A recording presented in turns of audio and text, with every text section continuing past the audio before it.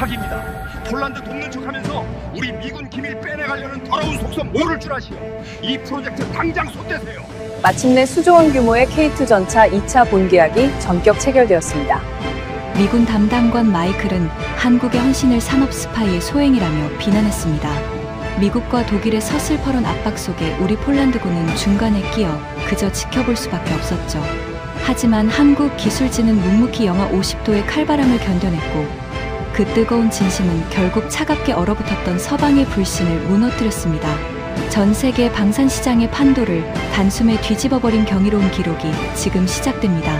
여러분께 더 많은 감동을 전해드리고 싶은데 구독과 좋아요 눌러주시면 제가 더 힘내서 좋은 이야기 많이 찾아올게요. 비상사이렌 소리가 고막을 찢는 2025년 1월 28일 새벽, 폴란드 동부의 국경기지는 그야말로 아수라장이었습니다. 하늘에서는 눈송이가 아니라 날카로운 얼음 파편이 쏟아졌고 수온주는 인간의 상식을 비웃듯 영하 52도라는 죽음의 수치를 가리키고 있었죠.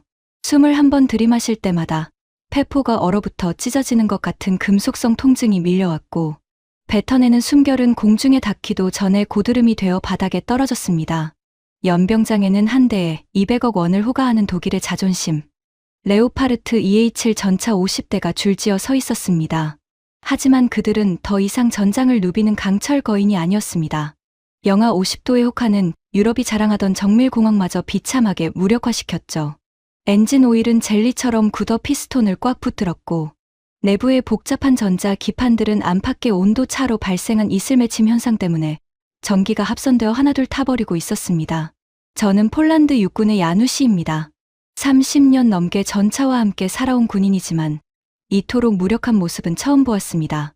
사방에서 시동을 걸려던 병사들의 비명이 무전기를 타고 흘러왔고 펜타곤이 자랑하며 보냈던 최신형 히터들은 전력을 집어삼킬 뿐 거대한 철판이 뿜어내는 지옥 같은 냉기를 이기기에는 역부족이었습니다. 이 절망적인 상황에서 저희 머릿속을 스친 것은 불과 얼마 전 우리 기지에 배치된 한국의 K2 전차였습니다. 그 녀석은 영하 45도에서도 펄펄 끓는 엔진 소리를 내며 설원을 누비는 기적을 보여줬었죠. 저는 지푸라기라도 잡는 심정으로 한국 현대로템에서 파견 나와 있던 김 상사를 은밀히 불러냈습니다. 김 상사, 어려운 부탁인 줄은 알지만 방법이 없겠나? 우리 병사들이 이 레오파르트 안에서 얼어 죽어가고 있네. 저희 간절한 부탁에 김 상사의 눈빛이 흔들렸습니다. 그는 한국 본사에 긴급 보고를 올렸고 서울의 반응은 예상보다 뜨거웠습니다. 사실 한국은 가만히 있어도 손해볼 게 없는 상황이었죠. 하지만 폴란드의 절박한 요청은 한국에게 거대한 기회로 다가왔습니다. 본사에서는 설계도를 건드리지 않고 성능만 올리는 유지보수 시장을 우리가 선점할 기회다라며 물밑 작전을 승인했습니다. 하지만 이 소문이 새 나가자마자 워싱턴과 베를린이 발칵 뒤집혔습니다.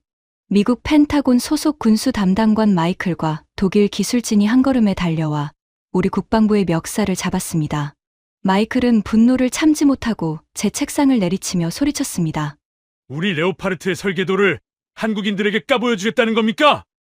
이건 동맹국에 대한 배신입니다. 만약 한국 기술자가 단 한 군데라도 장비에 손을 댔다가 고장이 나면 향후 모든 부품 공급과 수리 보증을 전면 중단하겠습니다. 미국의 이 서슬퍼런 협박에 우리 폴란드 국방부는 사색이 되었습니다. 부품 공급이 끊기면 우리 군의 전력이 통째로 마비될 판이었으니까요. 상황이 험악하게 돌아가자 김 상사는 오히려 평온한 미소를 지으며 새로운 패를 꺼내 들었습니다. 우리는 당신들의 설계도를 한 줄도 보지 않을 겁니다. 장갑차 내부에 물을 채우는 방식도 아닙니다. 장비의 구조를 전혀 건드리지 않고 바닥 위에 얹기만 하면 되는 독립된 온돌 모듈을 설치하겠습니다.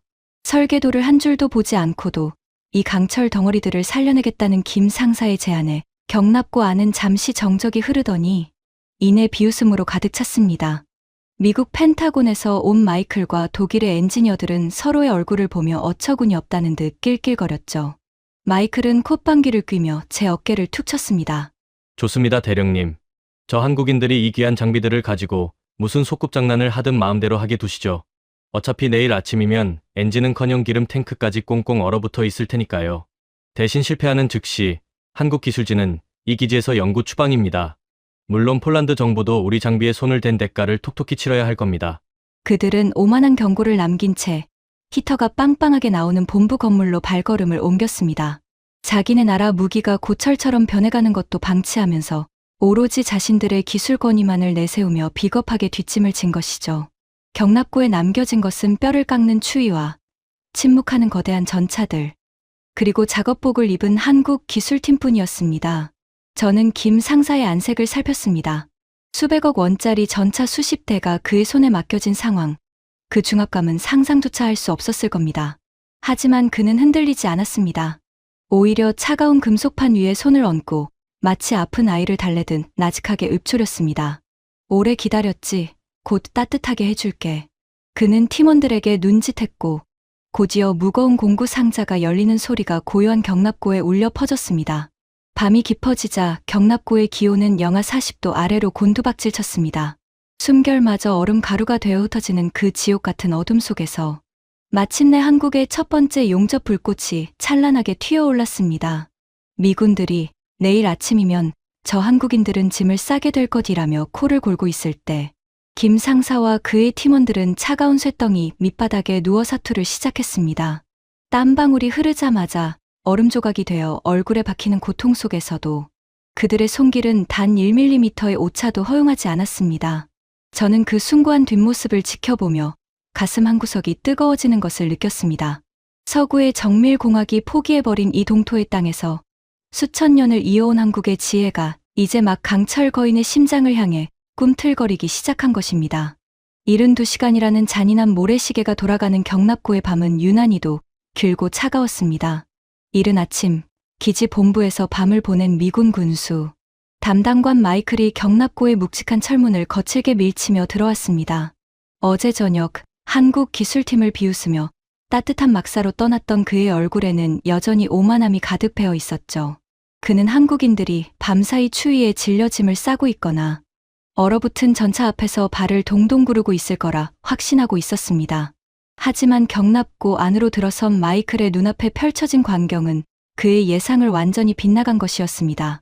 어두운 경납고 안에는 여전히 용접 불꽃이 찬란하게 튀어오르고 있었고 김 상사를 비롯한 한국 기술진은 영하 40도의 냉기가 가득한 바닥에 엎드린 채 작업에 몰두하고 있었습니다. 그들의 방한복 겉면에는 하얀 서리가 두껍게 앉아 있었지만 헬멧 아래로 보이는 눈빛은 날카롭게 살아있었죠. 마이클은 팔짱을 낀 채 그들에게 다가가 김 상사가 손에 들고 있던 은백색의 금속 모듈을 발로 툭 건드렸습니다. 마이클은 코웃음을 치며 주위에 있던 미군 엔지니어들을 불러 모았습니다. 그리고는 김 상사가 밤새 정성껏 배치한 구리 배관들을 가리키며 노골적인 조롱을 쏟아내기 시작했습니다.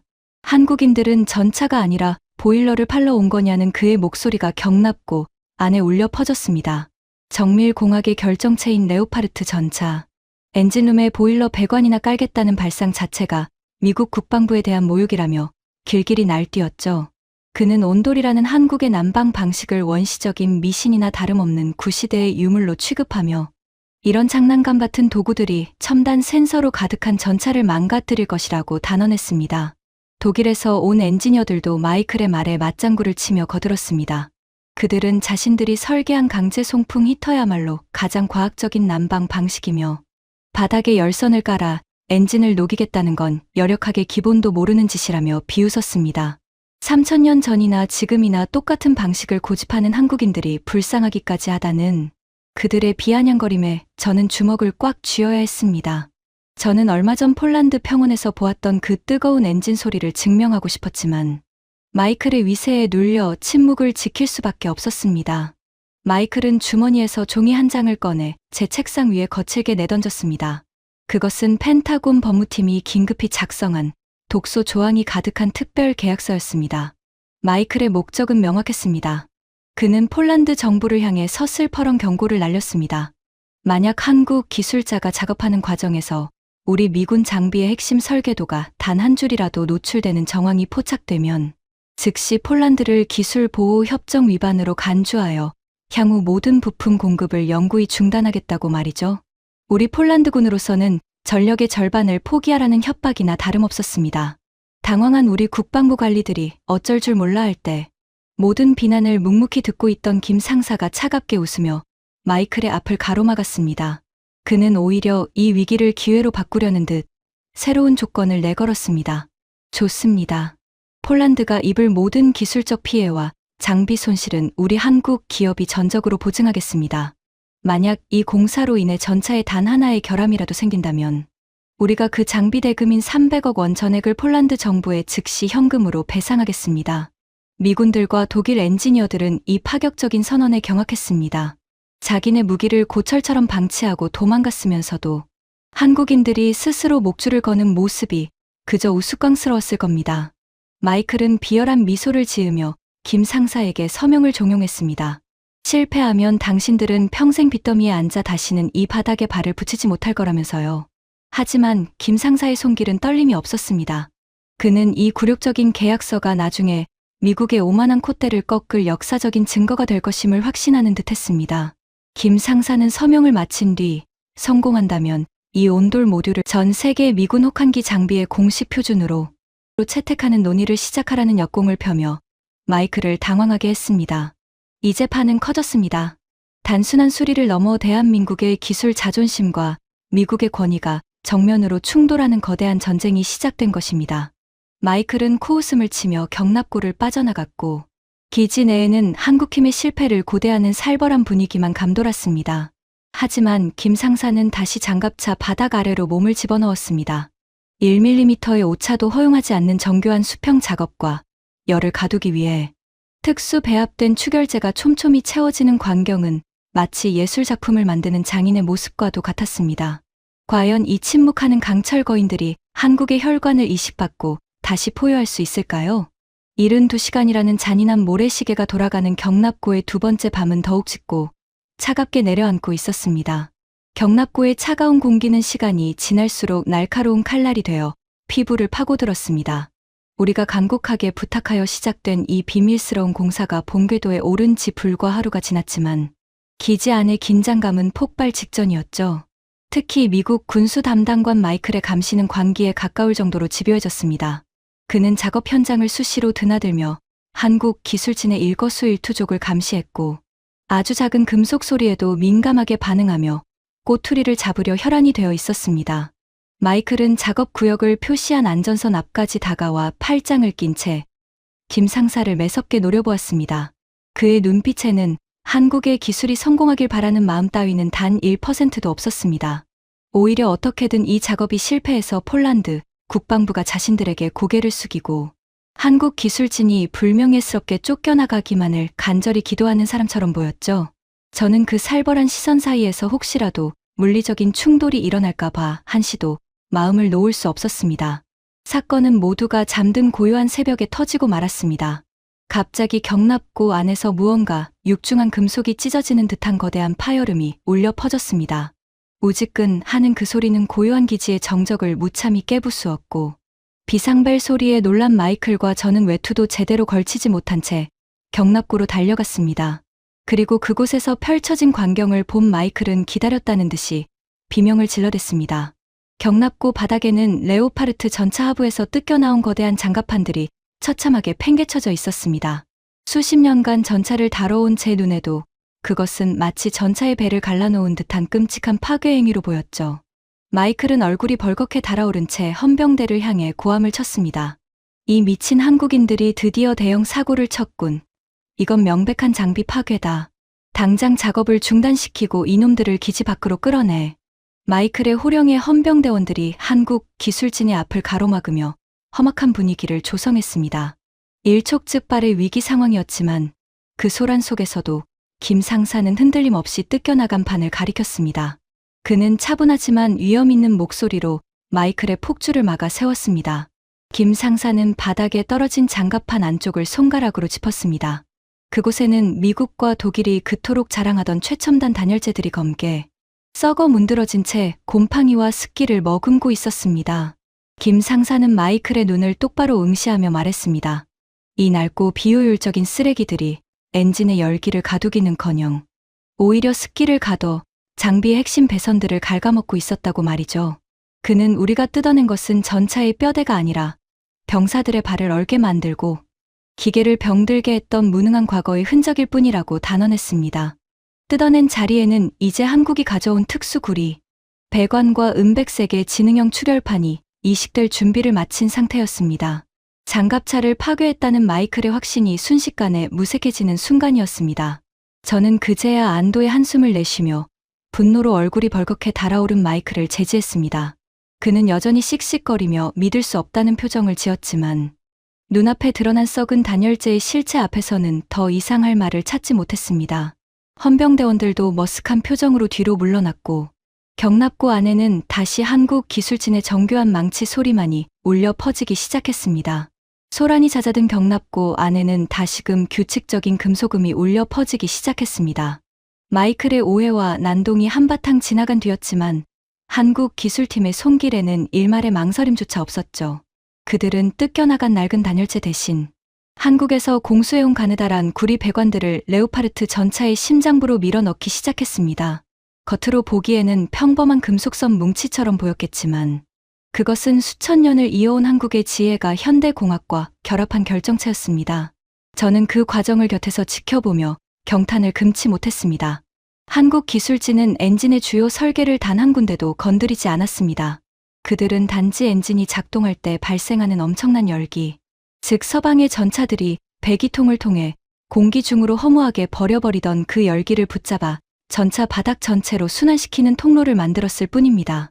마이클과 미국 기술자들은 여전히 팔짱을 낀 채 그들을 지켜보았습니다. 공기를 뜨겁게 데우는 자신들의 방식이 최고이지 바닥에 열을 가두는 방식은 느리고 비효율적이라는 오만한 확신 때문이었죠. 하지만 한국 기술팀의 정교함은 미군들의 비웃음을 조금씩 경외감으로 바꾸어 놓았습니다. 좁은 전차 내부의 복잡한 장치와 전선 사이를 실핏줄처럼 파고드는 배관들은 마치 정밀한 수술을 집도하는 의사의 손길처럼 정확했습니다. 단 1mm의 간격이라도 어긋나면 장비의 진동에 배관이 터질 수 있는 상황이었지만 한국인들은 단 한 번의 실수도 허용하지 않았습니다. 게다가 배관 주위에 채워지는 특수 물질은 열을 한번 머금으면 반나절 이상 온기를 유지하는 신비로운 힘을 가지고 있었죠. 작업이 막바지에 다다르자 경납고 안에는 묘한 긴장감이 흘렀습니다. 미군 조종수들은 자신들이 타야 할 전차가 어떻게 변했는지 궁금해하며 하나둘 경납고 주변을 서성거렸습니다.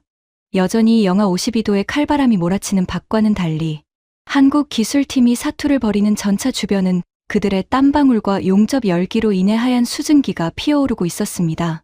그것은 마치 잠들어 있던 거대한 생명체에게 새로운 혈관을 이식하는 장엄한 의식처럼 보이기도 했습니다. 마침내 마지막 배관이 고정되고 뜯어냈던 장갑판이 다시 제자리를 찾아 들어갔습니다. 겉모습은 어제와 똑같은 레오파르트 전차였지만 그 속에는 이제 한국의 뜨거운 피가 흐를 준비를 마친 상태였습니다. 김 상사는 기름때 묻은 얼굴을 닦아내며 처음으로 옅은 미소를 지어 보였습니다. 그는 내일 아침이면 이 강철 거인이 스스로 눈을 뜨게 될 것이라고 자신했습니다. 저는 그날 밤 잠을 이룰 수 없었습니다. 오만함으로 무장한 미국의 기술과 사람의 생명을 지키려는 한국의 지혜가 정면으로 충돌하는 운명의 날이 다가오고 있었기 때문입니다. 기지의 모든 병사도 마찬가지였습니다. 한국인들이 부린 마법이 과연 이 얼어붙은 땅에서 기적을 일으킬 수 있을지 아니면 미국의 조롱대로 실패로 끝날지 폴란드의 밤은 그렇게 기대와 불안 사이에서 깊어가고 있었습니다. 운명의 72시간이 끝나가는 2025년 1월 30일 새벽 경납고 안의 공기는 차갑다 못해 날카로운 유리 조각처럼 피부를 찔러왔습니다. 밤사이 수은주는 영하 52도까지 곤두박질 쳤고 거대한 전차들의 강철 표면에는 허연 성해가 마치 죽은 자의 수위처럼 두껍게 내려앉아 있었죠. 미군 담당관 마이클은 약속된 시간이 되자마자 군홧발 소리를 요란하게 내며 경납고로 들어왔습니다. 그의 손에는 이미 실패를 확신하는 듯한 보고서 뭉치가 들려 있었고 입가에는 조롱 섞인 비웃음이 걸려 있었습니다. 마이클은 전차 주변을 한 바퀴 돌며 코웃음을 쳤습니다. 여전히 전차는 얼음장처럼 차가워 보였고 아무런 기계 소음도 들리지 않았기 때문입니다. 독일 엔지니어들도 팔짱을 낀 채 자신들이 설치했던 강제 송풍 히터의 전원을 올리며 비아냥거렸습니다. 거대한 기계음과 함께 뜨거운 바람이 뿜어져 나왔지만 그것은 전차의 거대한 냉기를 녹이기엔 역부족이었습니다. 바람은 천장으로만 헛돌았고 정작 전차 바닥과 엔진룸 하단은 여전히 얼음장처럼 차가웠죠. 마이클은 그 모습을 보며 낄낄거렸습니다.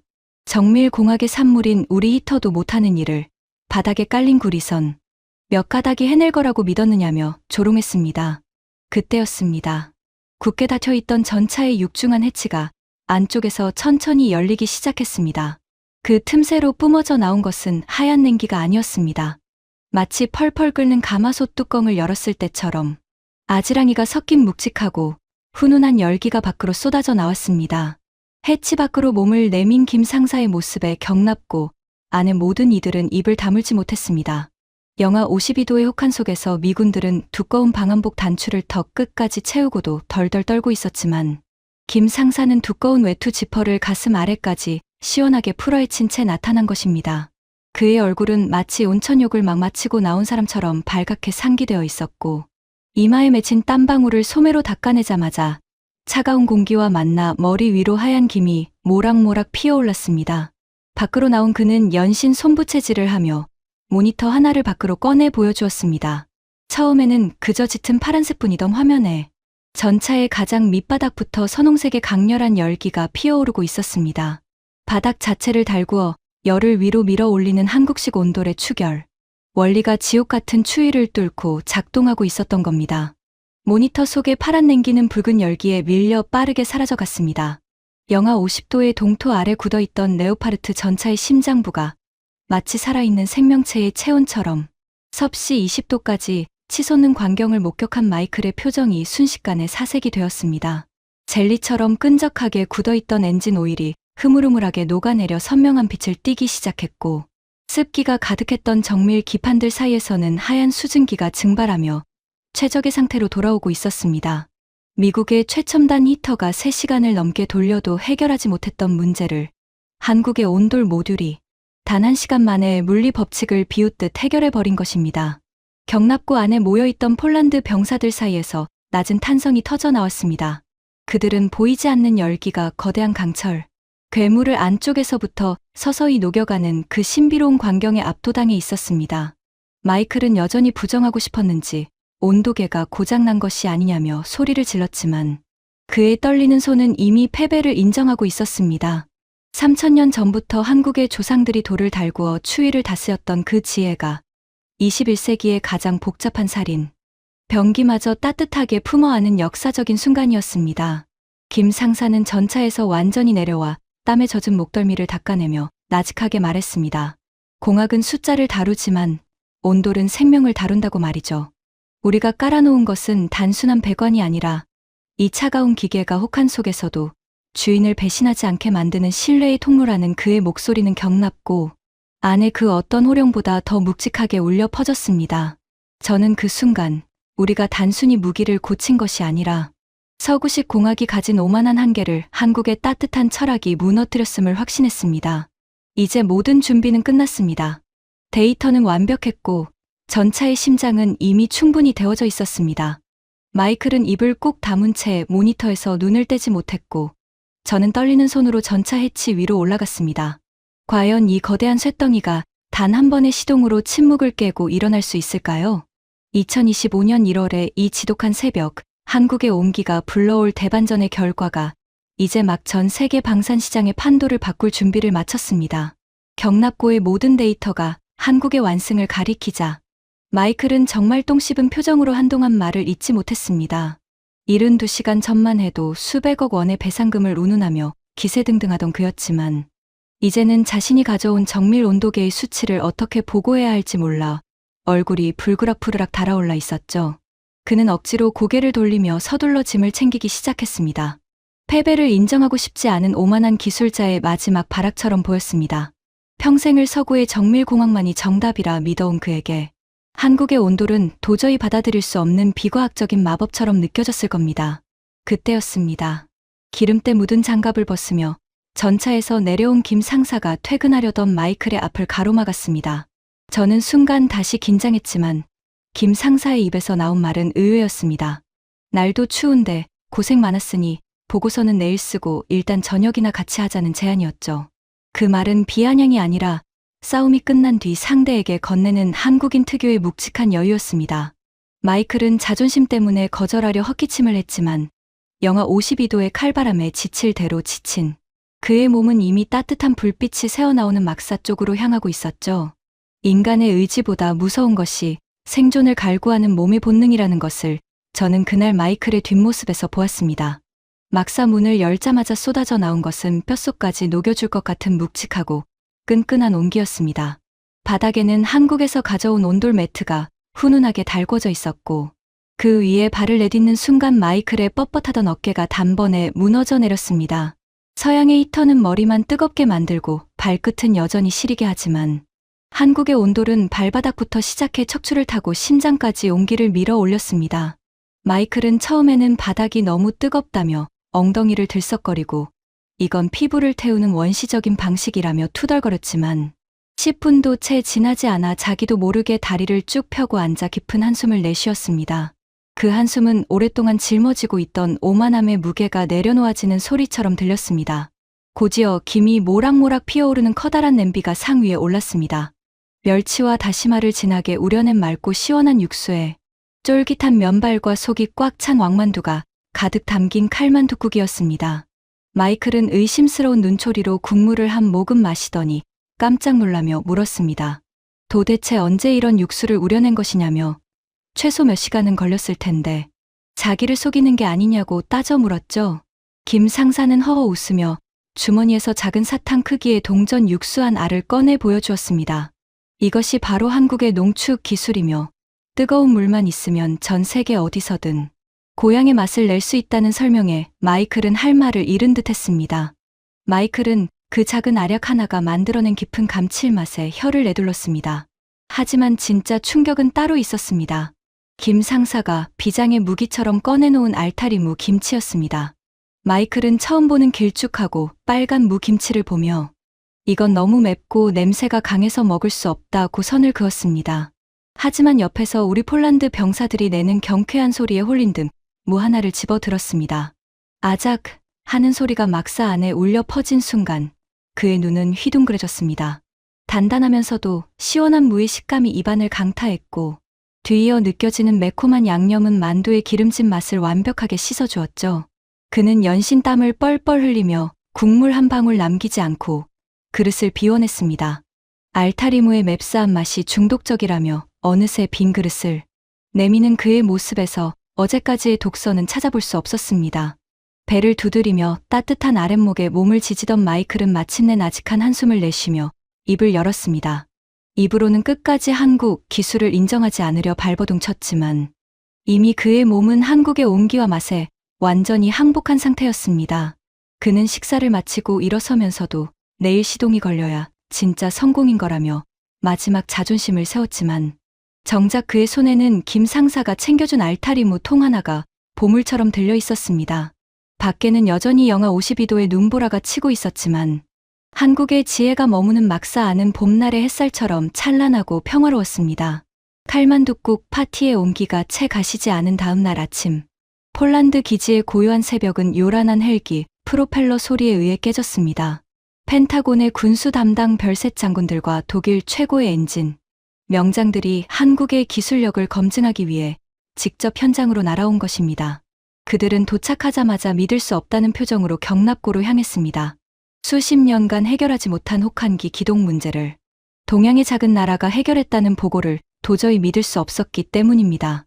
하지만 경납고 문이 열리고 훈훈한 열기와 함께 매끄럽게 시동이 걸린 레오파르트 전차들을 마주한 순간 그들의 의심은 경외감으로 바뀌었습니다. 펜타곤 장군은 전차 바닥을 맨손으로 만져보고는 김 상사의 손을 잡으며 우리는 기계를 데우려 했지만 당신들은 사람을 데워 기계를 살려냈다며 패배를 인정했습니다. 그는 현장에서 마이클이 작성했던 독소 조항 계약서를 파기하고 한국의 온돌 모듈을 전 세계 미군 혹한기 장비의 공식 표준으로 채택하겠다고 선언했습니다. 독일 기술진은 충격에 빠져 고개를 들지 못했습니다. 자신들의 정밀공학이 한국의 직관적인 지혜 앞에 무너진 순간이었으니까요. 바로 그때였습니다. 이 모든 상황을 침묵 속에 지켜보던 폴란드 국방부 장관이 무거운 발걸음으로 앞으로 걸어 나왔습니다. 그의 곁에는 수행원들이 두툼한 서류 가방을 들고 서 있었습니다. 장관은 쭈뼛거리는 독일 기술진 대표를 차갑게 지나쳐 김 상사와 한국 현대로템 관계자들 앞에 섰습니다. 장관의 목소리가 경납고 안에 쩌렁쩌렁하게 울려 퍼졌습니다. 오늘부로 우리 폴란드군은 더 이상 추위에 떠는 나약한 장비에 군인들의 목숨을 맡기지 않겠다. 그는 수행원에게서 건네받은 서류 뭉치를 테이블 위에 펼쳤습니다. 그것은 아직 서명되지 않았던 K2 전차 2차 실행 계약서였습니다. 독일 대표의 얼굴이 사색이 되었습니다.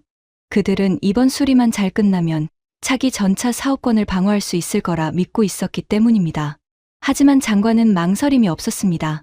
그는 만년필을 꺼내어 단숨에 계약서에 서명했습니다. 나는 지금 이 순간 한국형 K2 전차 820대에 대한 추가 주문과 현지 생산 계약을 최종 승인한다.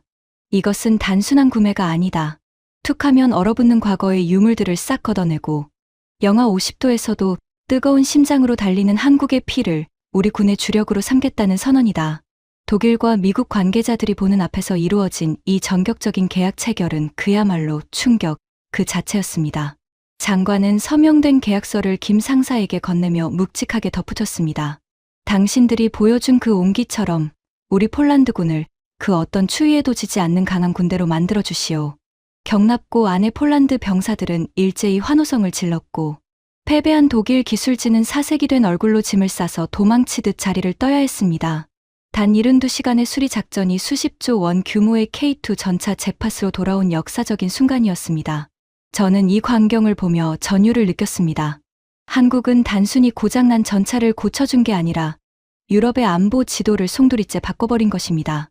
모든 공식 행사가 끝나고 펜타곤 장성들과 독일 기술진을 태운 헬기가 떠났습니다. 저는 멀어지는 헬기를 보며 옆에 서 있는 마이클의 표정을 살폈습니다. 미군 군수 담당관인 그에게 우방인 폴란드가 미국과 독일 전차 대신 한국 전차를 선택한 이 상황은 결코 유쾌한 일이 아니었을 겁니다. 마이클은 복잡한 표정으로 입술을 깨물고 있었습니다. 마이클, 기분이 어떤가? 자네들이 주도하던 시장을 한국에게 뺏긴 셈인데. 제 질문에 마이클은 깊은 한숨을 내쉬며 씁쓸하게 웃었습니다. 다음 날 아침, 한국 기술진이 모든 임무를 완수하고 폴란드를 떠나는 날이 밝았습니다. 기지 연병장에는 이례적인 풍경이 펼쳐졌습니다. 상부에 그 어떤 지시도 없었지만 비번인 미군 병사들과 우리 폴란드 병사들 전원이 자발적으로 나와 도열해 있었기 때문입니다. 독일 기술진이 도망치듯 떠난 빈자리에는 이제 한국인들에게 진심으로 감사하는 진짜 전우들만이 남아 있었습니다. 영하 52도의 살인적인 추위는 여전했지만 병사들의 손에는 따뜻한 커피와 초콜릿, 그리고 서툴게 쓴 한글 편지들이 들려 있었습니다. 김 상사와 한국 팀원들이 장비를 싣고 트럭에 오르려 하자 우리 폴란드 전차병들이 가장 먼저 달려나갔습니다. 그들은 자신들의 생명을 지켜줄 뜨거운 심장을 선물해 준 한국인들에게 부대 마크가 새겨진 베레모와 견장을 건네며 경의를 표했습니다. 말이 통하지 않아도 눈빛만으로 알 수 있었습니다. 당신들은 단순한 기술자가 아니라 우리를 살린 은인이라는 그들의 진심을 말입니다. 그리고 가장 극적인 변화를 보여준 건 역시 마이클이었습니다. 그는 트럭 출발 직전까지 팔짱을 낀 채 멀찍이 서서 안절부절 못하다가 김 상사가 짐을 싣는 순간 쭈뼛거리며 다가갔습니다. 그의 손에는 투박하게 포장된 상자 하나가 들려 있었습니다. 마이클은 짐짓 퉁명스러운 표정으로 아내가 보내준 홈메이드 쿠키라며 상자를 건넸습니다. 한국팀이 나눠준 알타리무, 김치 맛에는 비할 바 못되겠지만 가는 길에 당이라도 보충하라는 그의 말투에는 끝까지 미군 장교로서의 자존심을 지키려는 어색함과 떠나는 이를 향한 깊은 아쉬움이 배어 있었습니다. 김 상사는 환하게 웃으며 마이클의 손을 꽉 잡았습니다. 그는 다음에 만날 때는 쿠키 말고 스테이크를 쏘라며 그때는 한국이 전 세계 미군 기지의 난방을 책임지고 있을 테니 각오하라는 농담을 건넸습니다. 마이클 역시 붉어진 눈시울을 감추며 그때는 꼭 그 알타리무 김치를 넉넉히 가져오라고 그 중독적인 맛이 벌써 그립다고 응수했습니다. 국적도 언어도 달랐던 그들이 온돌과 음식이라는 따뜻한 매개체를 통해 비로소 친구가 된 순간이었습니다. 마이클과의 인사가 끝나자 김 상사는 마지막으로 저에게 다가왔습니다. 그는 제 손을 두 손으로 감싸쥐며 부족한 여건 속에서도 한국팀을 끝까지 믿고 지지해 준 폴란드군에게 깊은 감사를 표했습니다. 저는 오히려 고개를 숙여 그에게 경의를 표했습니다. 당신들이 고친 것은 전차가 아니라 우리 군의 무너진 자존심이었으며 당신들이 심어준 것은 부품이 아니라 병사들을 살리겠다는 의지였다고 말입니다. 우리는 말없이 서로의 어깨를 두드리며 국경을 초월한 뜨거운 전우회를 나누었습니다. 마침내 한국 팀의 트럭이 엔진 소리를 내며 움직이기 시작하자 도열에 있던 50대의 레오파르트 전차들이 일제히 포신을 하늘로 들어 올렸습니다. 그리고 지휘관의 구령에 맞춰 웅장한 경적을 울리기 시작했습니다. 마치 거대한 백고동 소리 같은 묵직한 굉음이 폴란드의 설원을 뒤흔들었습니다. 그것은 한국이 심어준 뜨거운 심장이 창조주인 한국 기술진에게 보내는 최고의 예우이자 작별 인사였습니다. 한국팀의 차량 행렬이 눈보라 속으로 사라질 때까지 기지에 그 누구도 자리를 뜨지 않았습니다. 저는 그들의 뒷모습을 보며 생각했습니다. 그들은 단순히 고장난 기계를 고치고 떠난 것이 아니었습니다. 차가운 강철과 숫자 노름에 갇혀있던 서구의 군사, 문화에 사람을 먼저 생각하는 따뜻한 기술이라는 새로운 씨앗을 심고 간 것입니다. 오늘날 우리 기지의 병사들은 더 이상 겨울 훈련을 두려워하지 않습니다. 오히려 훈련이 끝나고 전차 내부로 들어가는 시간을 기다리게 되었죠. 영하 50도의 혹한 속에서도 따뜻한 바닥에 누워 한국이 남기고 간 동전, 육수로 끓인 국물을 나눠 마시는 풍경은 이제 우리 부대의 새로운 전통이 되었습니다. 콧대 높던 마이클조차 요즘은 식사 시간마다 김치 씹는 신용을 하며 한국을 그리워하곤 합니다. 대한민국, 동방의 작은 나라라고 불렸지만 그들이 가진 품격과 기술은 결코 작지 않았습니다. 그들은 무기를 팔아 돈을 버는 장사꾼이 아니라 얼어붙은 세상에 온기를 전하는 진정한 친구였습니다. 2026년 1월에 이 눈부신 설원 위에서 저는 폴란드 군인의 명예를 걸고 확신합니다. 한국의 K방산이 전 세계를 휩쓰는 이유는 그들의 무기가 가장 강력해서가 아니라 그들의 무기 속에 가장 인간적인 따뜻함이 흐르고 있기 때문이라고 말입니다. 오늘 준비한 이야기는 여기까지입니다. 영하 52도의 동토, 그 누구도 해결하지 못했던 얼어붙은 강철 심장을 다시 뛰게 만든 것은 최첨단 서구의 공학이 아니라 우리 민족의 뜨거운 지혜, 온돌이었습니다. 차가운 계산과 논리가 지배하는 냉혹한 국제 방산 시장에서 사람의 체온을 먼저 생각하는 한국의 정이 승리했다는 사실이 그 어떤 수주 소식보다 더 가슴을 뜨겁게 만듭니다. 이제 전 세계의 전차병들은 한국의 온기 속에서 겨울을 나게 될 것입니다.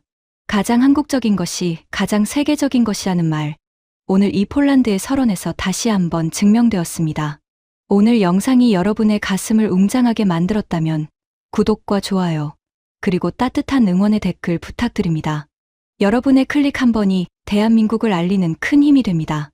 저는 다음 시간에도 전 세계를 놀라게 할 더욱 가슴 벅차고 자랑스러운 대한민국의 소식으로 다시 찾아오겠습니다. 시청해주셔서 감사합니다.